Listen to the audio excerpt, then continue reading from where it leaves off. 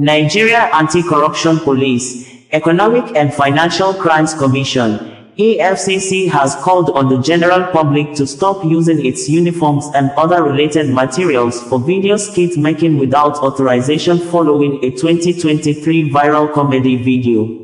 EFCC, in a news statement few minutes ago, said the viral video portrayed the commission in a wrong manner which does not define their mode of operations or conduct in executing arrests.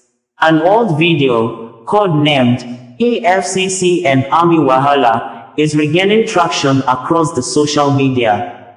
This, once again, compels the EFCC to reiterate its warning to skit makers and other social workers to desist from using the operational accoutrements of the Commission illegally and irresponsibly.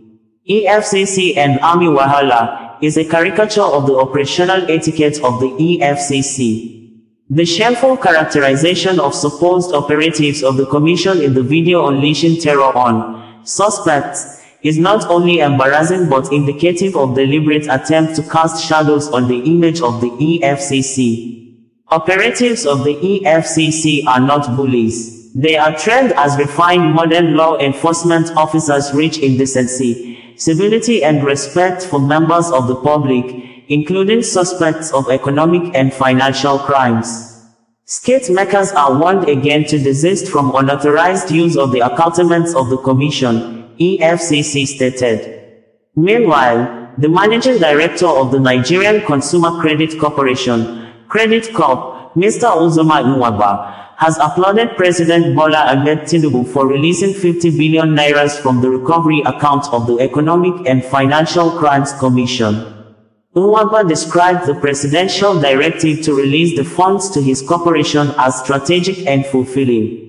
He stated this in Abuja on Thursday, September 19, 2024, while on a courtesy visit to the executive chairman of the EFCC, Mr. Ola Olukoyede, at the Commission's corporate headquarters. He disclosed that his corporation, with a takeoff grant of 50 billion naira, had commenced disbursement of credit facilities to civil servants, and their feedback was highly encouraging. He expressed delight and satisfaction with the EFCC's focus on the preventive framework in driving the anti-corruption fight, explaining that the modality aligned with his corporation's mandate. I think our mandate is critical for the EFCC and our partnership because it tackles the corruption issue from a prevention standpoint.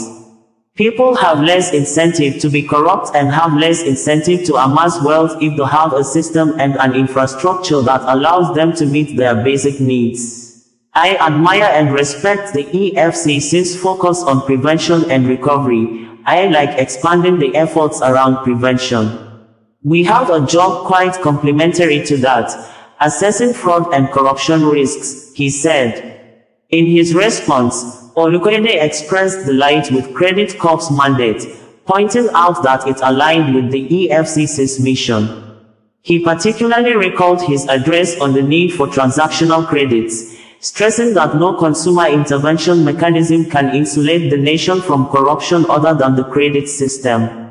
He commended President Tinubu for his vision and practical approach to the fight against corruption, pointing out that the consumer credit system would greatly assist Nigerians by reducing their propensity for economic crimes.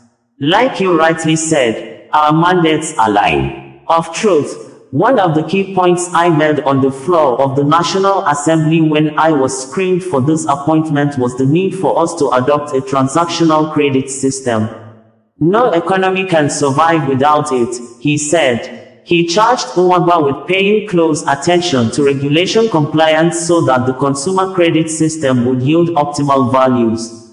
Regarding regulatory compliance, we still have a long way to go. That is why you need to ensure that the issue of compliance is taken seriously. To ensure that the thing gets to the right beneficiaries so that one financial corporation does not just sit on it, divert it and give it out at higher interest as you have described. He particularly stressed the need for a low interest rate regime for consumers, maintaining that a single-digit interest rate would better serve the interests of the credit system and greatly reduce poverty among Nigerians. We are not seeing this as one of those policies. We are seeing it as something that has the potential of taking Nigerians out of poverty, he said. He assured Nwagba that the EFCC would continue to support Credit Corp to ensure that the president's vision in this regard is achieved.